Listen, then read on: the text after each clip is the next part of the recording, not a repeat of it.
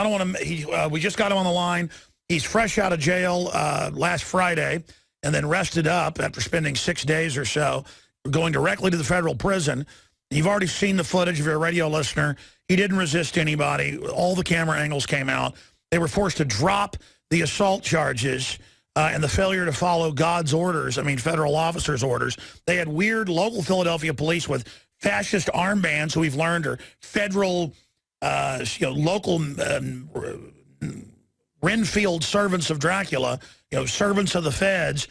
So now we'll learn what happened inside the federal facility, and then we'll get updates on, he wants a march on all 50 states. Adam Kokesh joins us. Adam, thanks for coming on. Hey, my pleasure, Alex. Thanks for having me on again.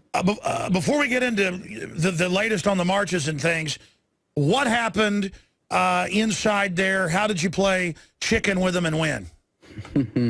Well, I played hardball. I refused to cooperate every step along the way, and thanks to everybody on the outside who was making so much noise and realized that this was a frame-up, decided to really put the pressure on them. And even that Sunday when I was there in federal lockup, there were people getting the prisoners riled up. I didn't find out about it till later, but I also want to give a shout out to George Donnelly of Shield Mutual, who provides insurance for situations like this and did an incredible job stepping up. Jim Babb, another activist in Philly who did a great job organizing events there. Nathan Cox, Meg McClain, Michael Salvi, Anthony Antonello, and my public defender, Jim McHugh, who really stepped up when executing this strategy, who understood what it was and took my advice to have fun with this.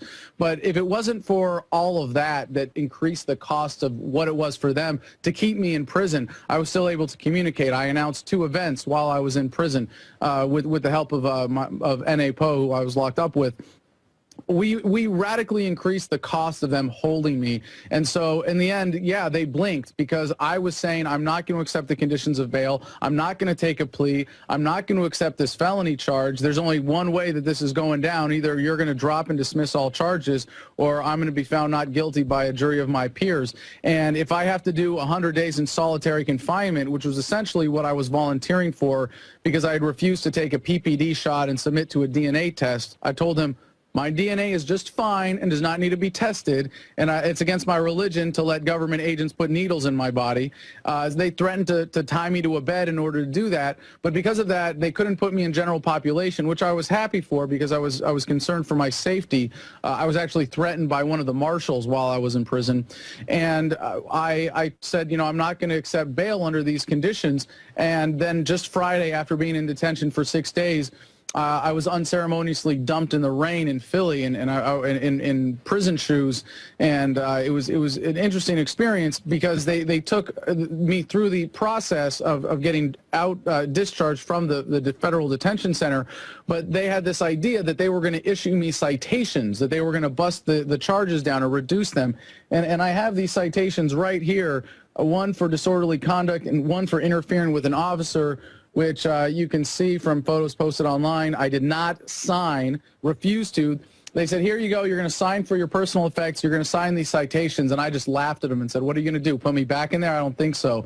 And they carry, $275 each, but they're not legally binding at this point, and I think it just goes to show that when you stand up and assert your right to confront your accuser, as we did in the probable cause part of the hearing on Thursday, you can get them to back down, and there are going to be a lot less careless accusations the more people stand up in situations like this. Yeah, I've had people on the street in Austin and waiters and people come up to me when you were still in jail saying, what are we going to do about Adam Kokesh? And again, I'll be honest with you about this. I've been honest on air. I think you're a good guy. You've been backhandedly critical of me over the years in the past, and I think that's entertaining. I don't mind being criticized. I'm one of my own biggest critics. But well, hold on. If you're going to mention that, allow me to say I have on the air, I have the utmost respect for what you do and what you have accomplished, and I believe I have some philosophical differences that I'm very passionate about.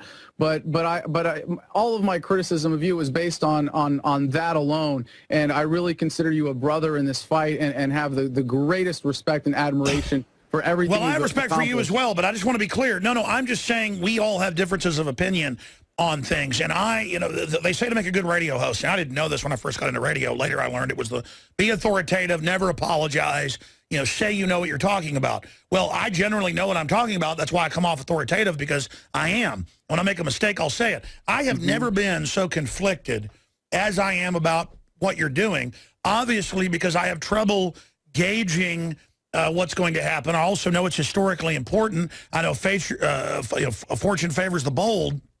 I know all of that. And so I'll be positive. I'll also be critical because I'm simply in my own mind trying to war game out, different things. And I understand justice be done, though the heavens fall. You have a right to carry guns loaded on your back into D.C. The Supreme Court ruled it 5 years ago. Even if they hadn't, common law, common sense says not only people in uniforms can have them. Why can't you be trusted when you're not a felon or a criminal? The state's announcing you're a criminal. My issue is that the crowdsourcing knowledge, let me just finish this quick point, of my audience, I'd say about 70% of my audience says, look, we get what he's doing, but we feel like it's going to be a bad strategy. They'll set him up. I said they'll set you up. I don't think they're done trying to set you up. Exactly. And then now you're going to have 50 of these. Do you plan for those to be armed as well? Now it's impossible to have cameras everywhere, so the other people they set up, they'll go ahead and put them in jail for assaulting police because we won't have 7 cameras on it. Do you see my point? Is that we're winning the info war right now. That's why a lot of people think the strategy's a bad one. Go ahead. Well, Alex, the strategy has changed, and this is the opportunity presented by the circumstance that government has created by escalating their tactics and imprisoning me and framing me for assault. Trying to frame you. Simply being a political activist. Now, if we have time, I'd like to read the statement that I wrote when I was in prison. It's just about 3 minutes. Sure. But this is the new strategy for Independence Day. We're not going to be marching on the Capitol. It's going to be simply marching on 50 states. And as people want on their own to engage in civil disobedience, be it in armed resistance or simply showing up however they want, that's all on them. It's a decentralized open source thing. And this is what's so important, Alex. I believe we can have cameras at all of these events. I believe that this is what we have now at all of these events because political activists, thanks to your work and the work of so many others talking about photography not being a crime, at every one of these events, there will be accountability and there will be people calling for the orderly dissolution of the federal government. And this is what I realized when I was in prison was that I couldn't let this depend so much on myself. That's right. And I'm not afraid as you are of standing up firm and saying, I know what I'm talking about. I'm standing on principle. But when it comes to ensuring this event being executed properly, when the government has already escalated the violent tactics against me personally as an organizer, I can't in good conscience go forward with a plan that is so centrally dependent and not open source. So this was the statement.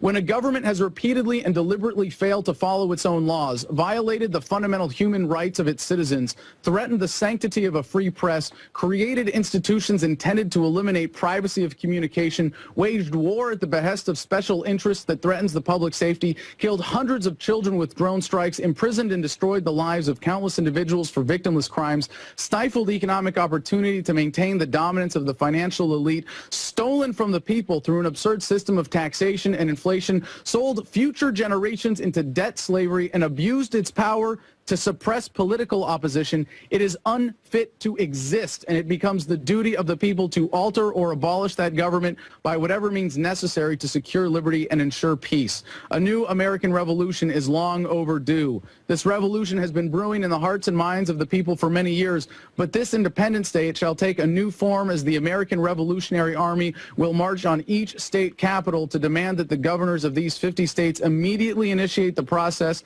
of an orderly dissolution of the federal government through secession and reclamation of federally held property. Should one whole year pass from this July 4th while the crimes of this government are allowed to continue, we may have passed the point at which nonviolent revolution becomes impossible. The time to sit idly by has passed. To remain neutral is to be complicit. Just doing your job is not an excuse, and the line in the sand has been drawn between we the people and the criminals in Washington, D.C. While some timid souls will say that it is too early, that we can solve this problem through the democratic means provided by government, that current levels of taxation are reasonable for the services provided, and that the crimes of this government are merely a tolerable nuisance, it may already be too late. While there is risk in drastic action, the greater danger lies in allowing this government to continue unchallenged. So if you are content with the status quo, stay home, get fat, watch the fireworks from a safe distance, and allow this Independence Day to pass like any other. But if you see as we see and feel as we feel, we will see you on the front lines of freedom on July 4th, 2013 for this, the final American Revolution. Alex, you said that 1776 would commence again. Well, it's not going to be the same. It's not going to be to restore the Republic. It's not to think that we have more wisdom than the founders who moved the ball this far forward. We have to take it the next bold step, and that is to recognize that this is an empire in decline, and we can do this the easy way or the hard way. And what we are suggesting is the easy way, the peaceful way, the orderly process of a dissolution of this criminal government that has come to symbolize America to the world. We have to take it down. We have to overthrow this government, and this is how we do it. Because if we do not have an orderly, peaceful dissolution of the federal government, it is going to be that much worse as we see a collapse of the currency, as we see martial law, as we see a government in its death throes continue to make more victims of otherwise law-abiding citizens. Sure, Adam, but, you know, last year I put out the call for the Second American Revolution. Drudge linked to it, a bunch of other news picked it up.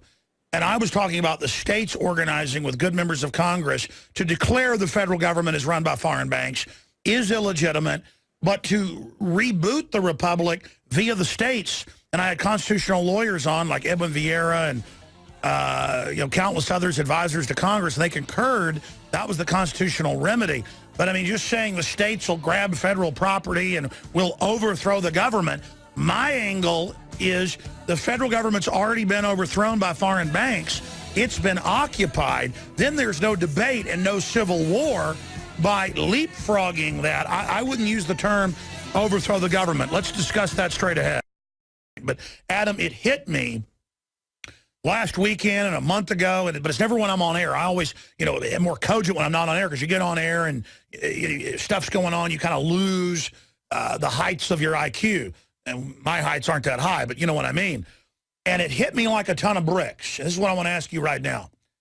That if a revolution was happening and nobody announced it, would it happen? And what I'm getting at is the public is awake, people that aren't zombies. They know we're being screwed. They know we're being persecuted. We know the federal government's been taken over by the globalists. We know the New World Order is real. Those of us that expose it have been proven right in spades, in triplicate. And all we've got to do now is stand up, speak out, it'll fall. So again, I admire what you're doing. I know cowards attack you out of hand because what you're doing scares them. But then other people are mistrustful because there's so much betrayal out there. And then other people start thinking they're just going to set him up. This is going to go bad in their gut.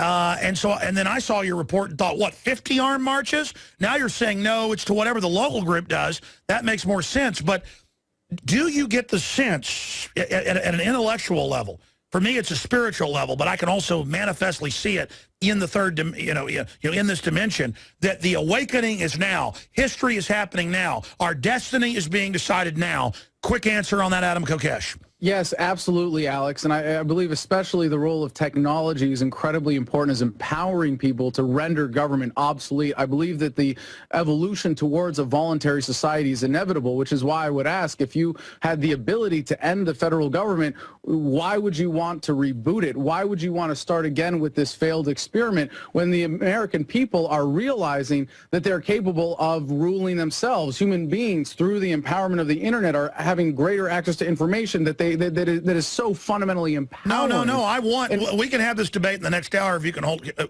you hold over? Sure, but absolutely. We can have this debate after we get more into the march and take these calls, because I got to go to them. Let's do it. But the issue here is that we don't have a federal government. It was hijacked, and I will be glad to get rid of government entirely once we've had a free system in a microcosm to bring down the communist Chinese, to bring down Apple with its Foxconn slave factories. My point is, I see the globalists trying to co-opt libertarianism to create a fake clone of it. So if you want to have a real debate, we'll have it. We can get into a discussion about the society he'd like to see versus what I'm talking about versus what, you're calling for out there. I just think government has dumbed people down so much that we're in a lot of trouble. And I'm just trying to stop the New World Order that's coming down on us like a ton of bricks. But I understand sometimes the big, bold idea can be so large it overshadows. Like their idea of tyranny is so big that it tends to overshadow things because they reach so far. Maybe we do need to reach even further, and then it's the bold stroke oft do, miss, but often does hit, to butcher some Shakespeare. It's just amazing. Any comments on what she's bringing up? Adam Kokesh. Well, I think it's just part of the government in its death throes. You know, what you're talking about in terms of the implications for the New World Order, most of these efforts are futile. And it's really a matter of how do we ease ourselves out of this in a way that doesn't hurt as many people as possible. So I think that by taking away the tools, you know, by abolishing the particular layer of government that we're experiencing the most tyranny at right now, we can address a lot of these problems. There's no doubt if we got rid of the federal government, there'd be a boom, the likes of which this country has never seen. Exactly. $85 billion a month is siphoned out of this country and given to private individuals, and Congress can't even be told who the specific people are. I don't want to play whack-a-mole. I don't want to play whack-a-mole with all these issues and say, like, all right, we're going to fight GPS, and we're going to fight for gun rights, and we're going to fight for concealed carry, and then we're going to fight the NDAA. Because if you do that and you say, well, I'm going to use the democratic process, and we're going to lobby our representatives, and we're going to do it that way, and the government says, oh, good job, they'll pat you on the head and praise you and say, yeah, you defeated a bill. You see, the system works. Behind your back, they take a mile and laugh at you. Except now they see the crime is cutting into profits and destroying society. This tyranny they're setting up is not good for really anybody. And I'm not saying we can't have converts within the establishment, but these are not converts. This is cynical. So, Adam, explain to me. All I'm saying is a lot of times you have a, quote, revolution. The vacuum gets filled with an even more corrupt system. I think we should have a very small federal government. Down the road, if we were able to get rid of it, that'd be great. But right now, I'm trying to expose connect boxes hooked into the NSA, watching and listening to everything you do, not to stop you from doing crime, but to dominate you and run your life and know what you're thinking before you're even thinking it. You know, I'm busy trying to get GMO out of, places and exposing it. I'm busy trying, you say, well, there's whack-a-mole, all these battles. That's where I've seen us have success. How would this model look of dissolving the federal government? How would this model look? And then I guess you think that the bankers wouldn't go fund the Chinese to then invade us and attack us? Because that's the first thing they do. Or do you think our example of liberty would then be adopted by the Chinese and that they'd bring down their government? I think that's much more likely, and I think the historical trend would be towards that. And this power vacuum argument is not without historical precedence and has some credibility, but that's what makes this revolution that we're experiencing right now unique, this particular philosophically based revolution that includes a change in the paradigm. So what is that power vacuum filled with? It's filled with self-rule. It's filled with people asserting their rights. That's what prevents another power that would be as destructive from coming in.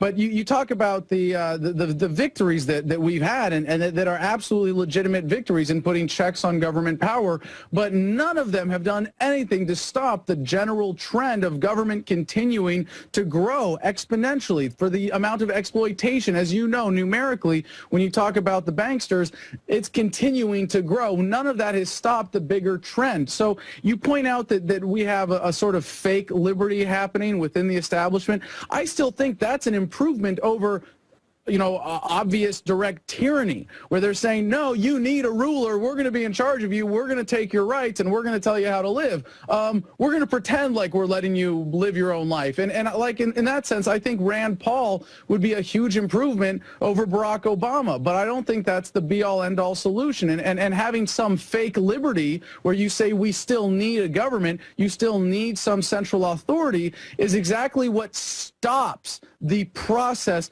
of the most important part of the paradigm shift, which is people internalizing the idea that they are free, beautiful, independent human beings who are capable of ruling themselves.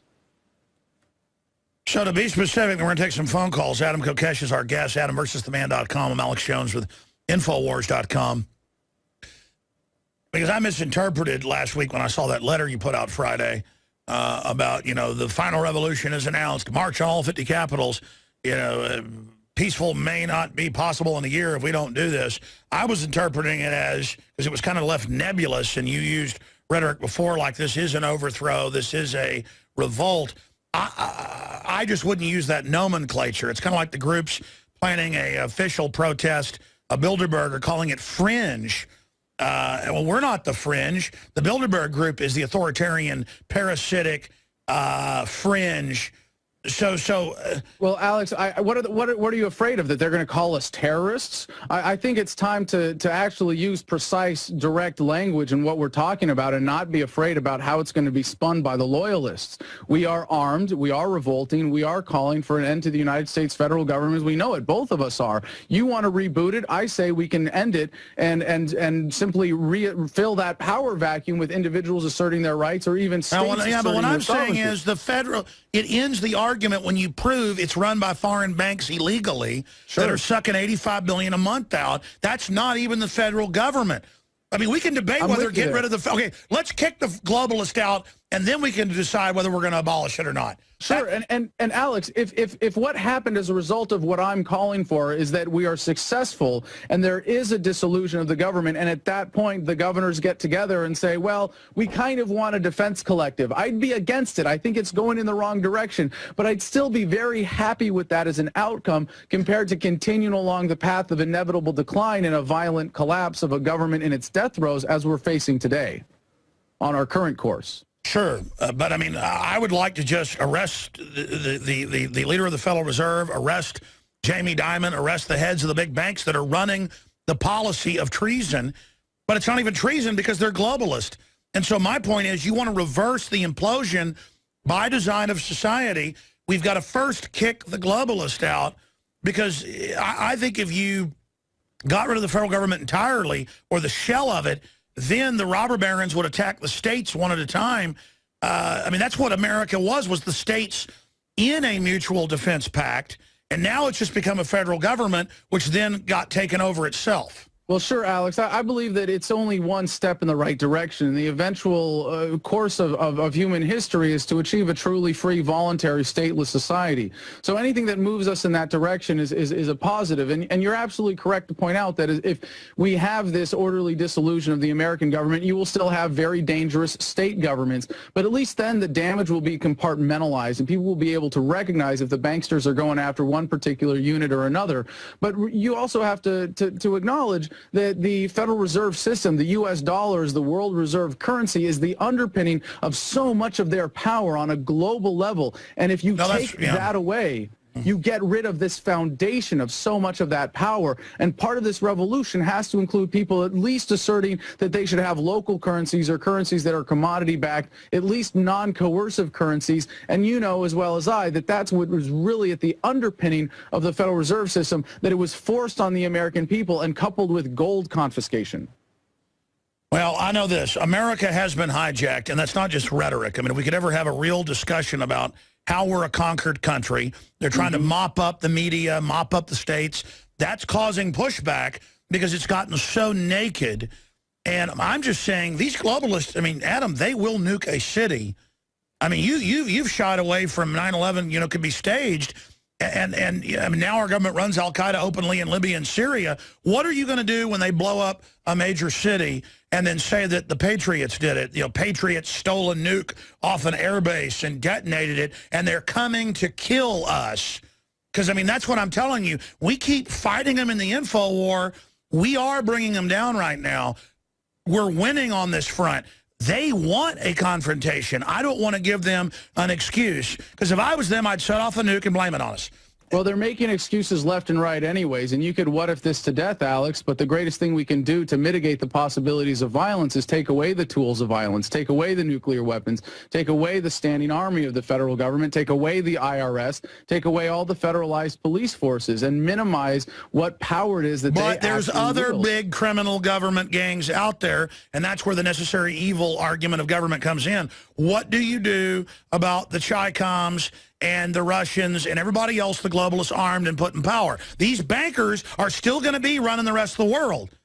Well, if some defense collective is necessary based on the threats when we get to this point, I would hope that it could be achieved through voluntary means. But I can certainly acknowledge that possibility, and my plan does not preclude that. But the best thing that we can do to prevent that inevitability, or that possibility, rather, of foreign military attacks on the United States is to inspire revolution in other countries and spread the message. And really, as you know, Alex, the paradigm shift that's happening today is global. I'm sure you, as well as I do, have fans from all over the world who are appreciative of this message, who don't have a particular stake in what it means to be an American, but they understand what it means to have the American government as a threat to the world. Sure, well, let me ask you this question. What do you do about the 50% of the population on average that literally can't tie their shoelaces and have no idea what planet they're even on and walk around drooling with make-work jobs or welfare checks, who don't even, know their name? I mean, what do you do about those people?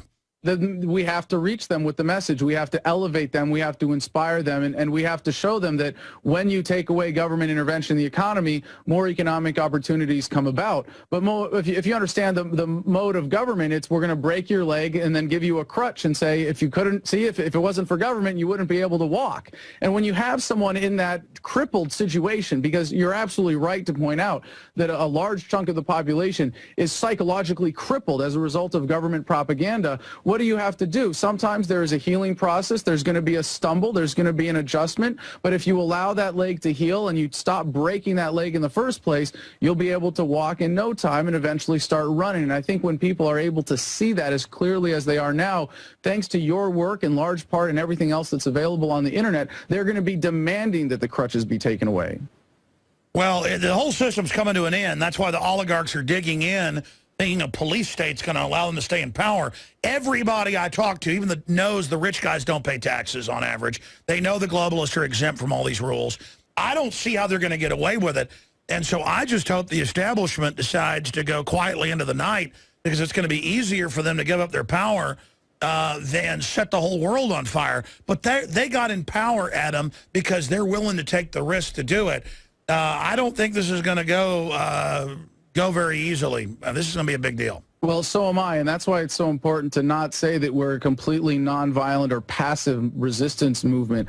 We assert nonviolent means when possible, as it is certainly preferable, but we are not afraid to use violence if necessary, and we are capable of asserting our right to defend ourselves. And I think but I mean, that's not even violence. That's not even violence if it's defensive.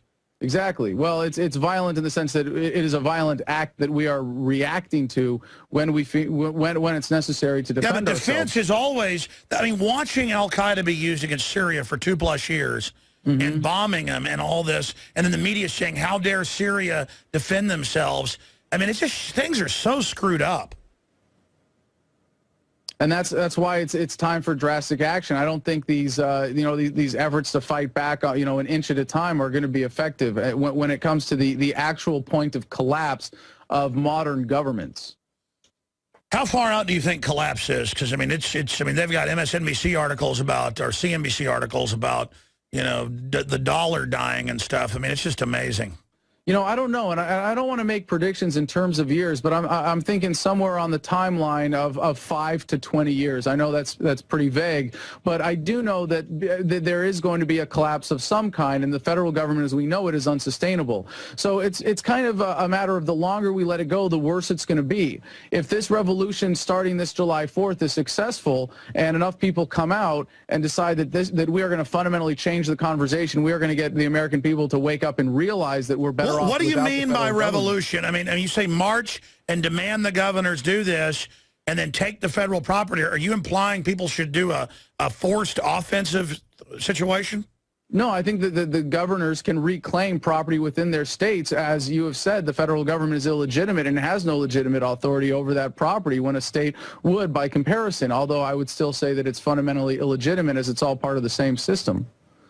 Well, I'll say this. The Fed's internal manuals that have been made public and all their training from my sources is to send in federal troops into any state that does that. They're really worried about that scenario. But if enough states did it, and that's why they always try to play off North against South, black against white, all this garbage. Yep. But I think if a state like Texas did it and said you're an illegitimate government, foreign banks run you, we're done with you, I think we would be joined by other states immediately. I mean, it's like the TSA, the state unanimously voted in the House to say you can't violate state and federal law and grab people's genitals. We're going to start arresting you. And the Fed said, we'll have an armed blockade with F-16s. Why didn't we call the bluff and say, okay, bring in your force? They would have lost the moral debate instantly when Absolutely. an F-16 ordered a passenger jet to land. I mean, is there nothing we won't put up with? The military isn't going to have that's why they want to go to drones, Adam, because in the future, if an F-16 or F-18 or a pilot says, I'm not going to shoot down an American Airlines flight flying into Texas, they'll just send a drone to do it. I believe you have a saying in Texas that would appropriately apply to your governor, all hat, no cattle. Yeah, that's true. Oh, boy. But I mean, my point is, the feds really think Obama is Abe Lincoln, and they fantasize about how they're going to invade the states and put us in work brigades. I mean, these hippies really think they're like Mao Zedong or something. And I got news for them. Folks, we got 300 million guns plus, and I mean, it's like I told the Red Coat, I'm not looking for a fight, but listen, it will trigger 1776, and I mean, all these people that work for the government just because they're wearing commando outfits, I don't think they have any idea what's going to happen if they actually start this fight. I think you're right, and that's one of the things that really is on our side, that the groundwork has been laid in the raising of awareness of the people. And we've seen this in every resistance movement of this type. When the government cracks down, it backfires. I mean, look at the Arab Spring. Look at and I'm not saying that those were pure, true revolutions without foreign influence by any stretch, but there are a lot of lessons to be learned from the mechanisms of how those various events played out. And when the government cracks down, I mean, look at like in Egypt. When the government shuts down the internet, it's time to shut down the government. And I think people will respond to that, and it's those kinds of things that will wake people up. So again, this idea of an orderly dissolution through the states seceding and reclaiming federal property is doing things the safe, peaceful, easy way, rather than being delusional and waiting to do it the hard way. Well, I mean, the feds have more than half the property in the West, some states like 90%. Imagine if they took all the stuff that's just rotting and wildfires because they won't cut the trees. Imagine if they actually sold that stuff off for, 10 cents on the dollar, the amount of money it would raise, the wealth, the new boom. Oh, yeah. Oh, yeah, no, it's criminal how much this government is held us back economically. And that's what I think the people will only come to realize when it's shown in stark contrast. You can have the federal government or you cannot have the federal government. Look at the savings. Look at what the states can do. Look at what you can do as an individual with your community. Look at all the mutual aid organizations that are popping up. Look at all the ways that technology is empowering us to render government obsolete and to assert our self-ownership. Yeah, well, why does FEMA come in and say no one else can help in a flood or disaster and then put up signs saying closed for bad weather? Right, because they want you to be dependent. And that's kind of the struggle right now, is the American people are caught between those of us who have woken up and the government. And there is a real, just a very deep conflict, a certain cognitive dissonance, and we have the truth on our side. We have to simply inspire them to do the right thing and to avoid that cognitive dissonance and show them that living in the truth is not only easier, but it's better. You're happier and healthier with an actual grounded relationship with reality rather than just believing the government's propaganda. Well, you're right. Let's jam in a phone call. David in California. You want to bring up, I guess, the article I mentioned earlier where they're going to teach 5-year-old boys how to dress like girls. Go ahead. Adam Kokesh, your comments on the agenda of this decadent government. Yeah, well, there's another story that I covered today from intelabove.com. Department of Homeland Security teaching kids to go to FEMA camps in time of crisis. And in a sense, the propagandization is getting deeper and earlier. But we're going to see a split as well in the children that are raised by parents that have this awareness. Not all of them are capable of getting their children out and homeschooling or unschooling them. But when you see kids in these situations, and one of the things that I'm so encouraged by, and I know you get emails like this too, Alex, from people in my audience that are in middle school that are going, holy crap, I'm the only one here who gets it, but they're listening to Adam versus the Man. And I'm so encouraged because the people that grow up with the internet, this is the thing, that for all the government's efforts to propagandize the youth, they are so much smarter than us. They're so much more tuned in. You know, and I'm 31. I barely count myself among the millennial generation, but those of us who grew up with the internet have a whole other awareness, and you can lie to us, but you can't get away with it for very long. Well, exactly. What's going on here is so many times their propaganda works for a while, but then boomerangs or backlashes. Right, and with this younger generation that's coming up, I mean, the kids that went to high school with smartphones, when their teacher lies to them and they can just look it up and be like, I don't think so. Or like we saw, you know, kids were actually recording their teachers and then calling them out on it, or doing the research afterwards and finding out the truth. It's incredible. You can't control the next generation. If anything, we have an obligation to get government out of their way. All right, listen, appreciate your call, David, and I'm sorry to other callers. If you call back tomorrow, we'll put you to the head of the line, Joe, Brian, First Sergeant in Florida, Nicholas. I want 30 minutes in overdrive. Okay, Adam, so the March on D.C. is off July 4th. We are marching on all 50 state capitals, and for anybody who wants to get involved, our national coordinator is Jeffrey Phillips. We've got most states covered, but we still need people to step up. We're going to have a list soon of those where we need people to take point. But Jeffrey, Jeffrey, at AdamVersusTheMan.com. All right, great. Thank you so much, folks. The new Bilderberg, you bet, the special Bilderberg coverage area, Infowars.com/Bilderberg. Where is he being taken?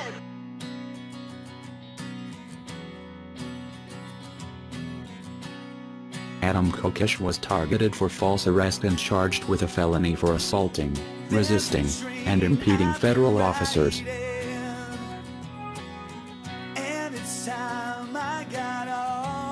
He resisted every step of the way, and thanks to the efforts of those on the outside who made phone calls, protested, showed up in court, and donated to the Legal Defense Fund.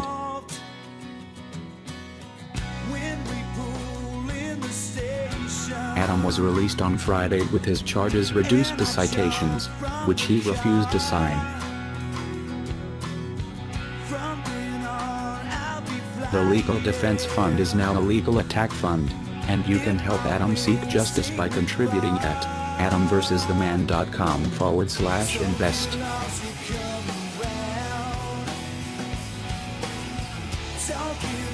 While in prison, N8 and Adam Kokesh announced Smoketown Prohibition, joint summit with President Trump for June 8 at 3:30 on the north side of the White House.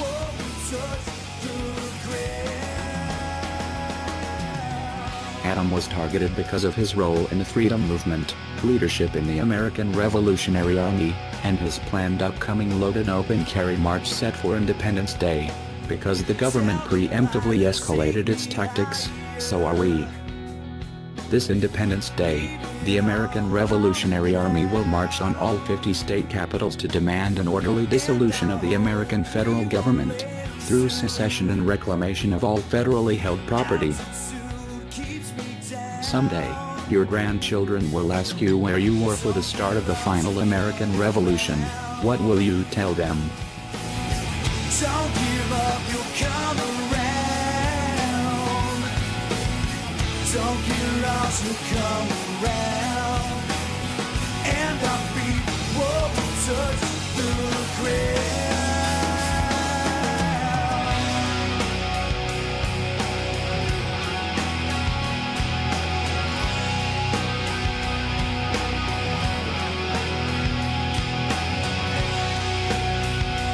Please help spread the truth.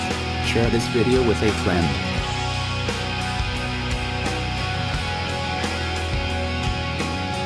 As we're walking barefoot, sand slides beneath our feet.